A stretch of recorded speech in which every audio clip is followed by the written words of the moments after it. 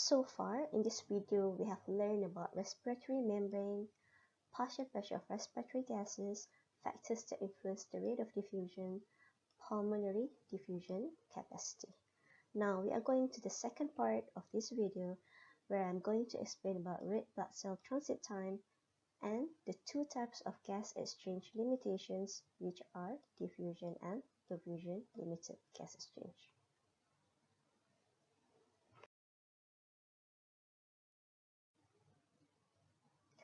RBC transit time is the average time an RBC spends in a pulmonary capillary, which normally is about 0.75 seconds.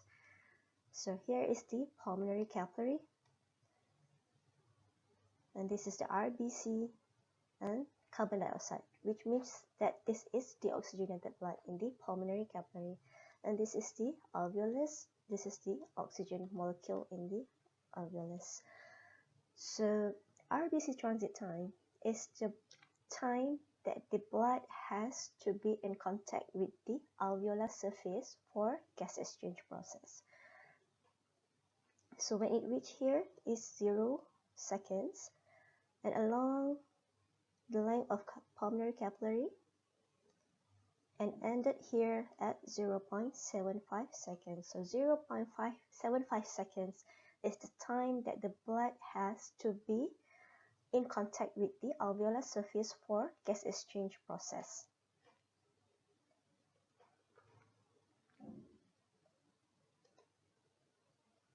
So normally, gas equilibration across the respiratory membrane is completed in 0.25 seconds, which is the first 33% of capillary length.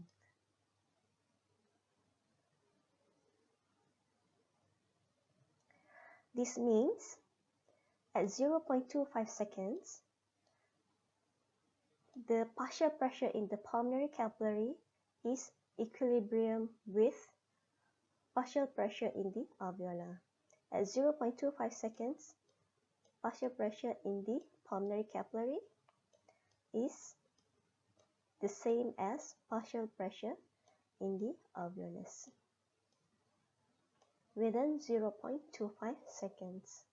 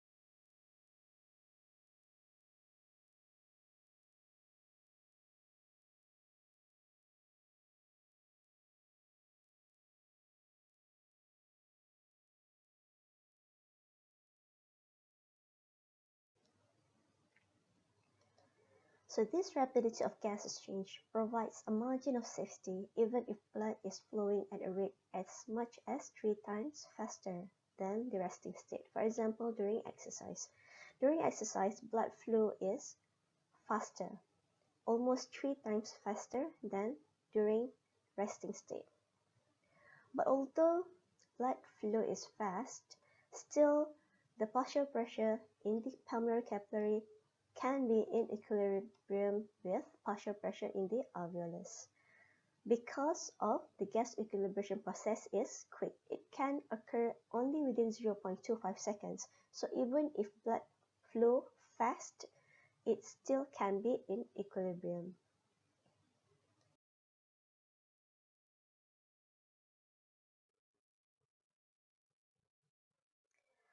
So because of this limited transit time of 0.75 seconds, the gas exchange process can be either diffusion limited or perfusion limited.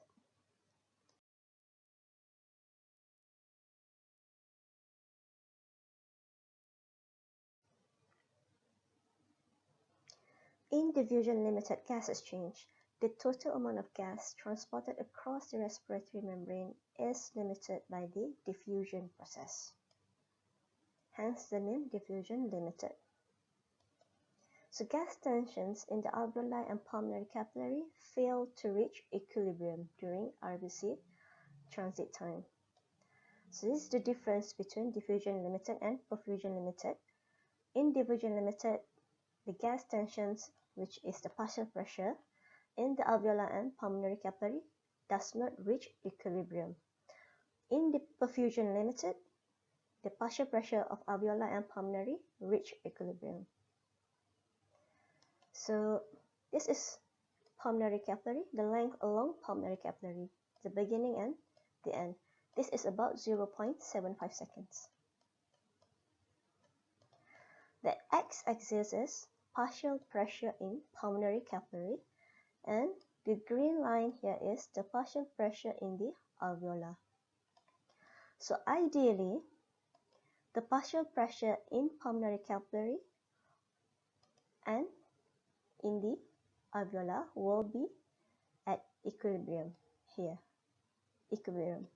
But in diffusion limited, the partial pressure in these two regions, the pulmonary capillary and alveolar, does not reach equilibrium. The partial pressure of the gas in the capillary is still lower than in the alveolar. So diffusion will continue along the length of capillary. One of the examples of diffusion-limited gas exchange is carbon monoxide. RBC has high affinity towards carbon monoxide, so the carbon monoxide will be taken up really fast by the RBC. Since carbon monoxide is bounded to the RBC, it does not contribute to the partial pressure. Only dissolved gas molecules contribute to the partial pressure. So partial pressure of carbon monoxide in the capillary rises slowly and equilibrium is not reached within 0.75 seconds. There is always a driving force for diffusion. Transfer of carbon monoxide can be increased if diffusion rate is increased.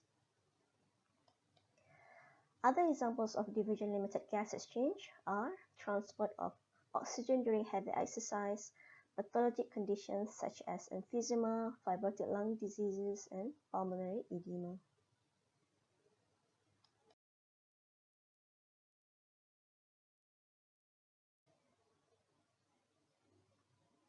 In perfusion-limited gas exchange, the total amount of gas transported across the respiratory membrane is limited by blood flow, which is perfusion, through the pulmonary capillaries. So opposite of diffusion limited, in perfusion limited, partial pressure in the alveolar and pulmonary capillary reach equilibrium during RBC transit. So the classic example of perfusion limited is nitrous oxide.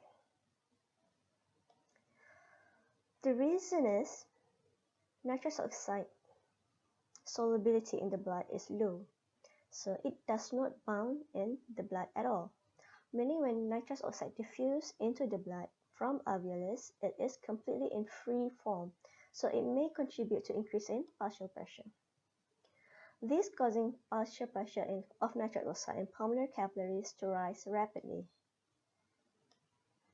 And equilibrium is reached in about 0.1 second. After 0.1 second, there will be no more diffusion process as the partial pressure in the alveolar and capillary has equilibrated. However, the diffusion process can be increased if blood flow or perfusion is increased.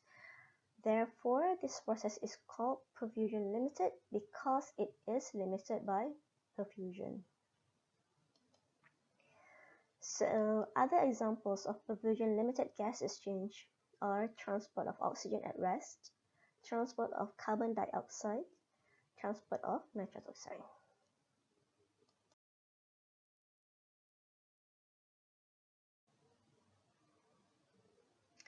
Now we have known the difference between diffusion and perfusion limited gas exchange. Let us take a look closely at the transport of the most important gas in our body, which is oxygen. So So interestingly, oxygen transport is different in two conditions, at rest and during heavy exercise. At rest, oxygen transport is perfusion limited, whereas during heavy exercise, oxygen transport is diffusion limited. So at rest, when oxygen diffuses into the blood, it will bind with RBC. But the affinity of RBC towards oxygen is lesser than carbon monoxide. Remember that carbon monoxide is diffusion limited, but for oxygen it is perfusion limited because of lesser affinity of hemoglobin towards oxygen. So again, this is the distance along capillary and partial pressure in the pulmonary capillary and partial pressure in the alveolus. So partial pressure of oxygen in the pulmonary capillary and alveolar managed to reach equilibrium, and it only took about 0.25 seconds. So at rest, oxygen transport is perfusion limited. The partial pressure in the capillary and alveolar reach equilibrium. However, during heavy exercise, the transport of oxygen is perfusion limited. During heavy exercise, blood flow will be increased. Perfusion will be increased. The blood flow will be faster. So the transit time of 0.75 seconds will be reduced. So by the end of the capillary, the partial pressure of oxygen in the capillary will not be in equilibrium with the partial pressure in the alveolar. So again here, the blood flow is faster. So by the end of the capillary, the partial pressure of oxygen in the capillary will not be in equilibrium with the partial pressure in the alveolar. The partial pressure in the capillary will be lower than in the alveolar. So oxygen transport is different in two conditions. At rest, it is perfusion limited, but during heavy exercise, it is diffusion limited.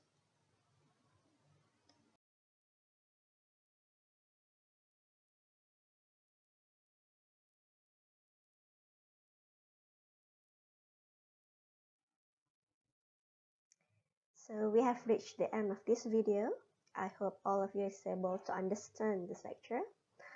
If you have any question, please email me down below. I will be more than happy to answer your question. So until next time, have a nice day.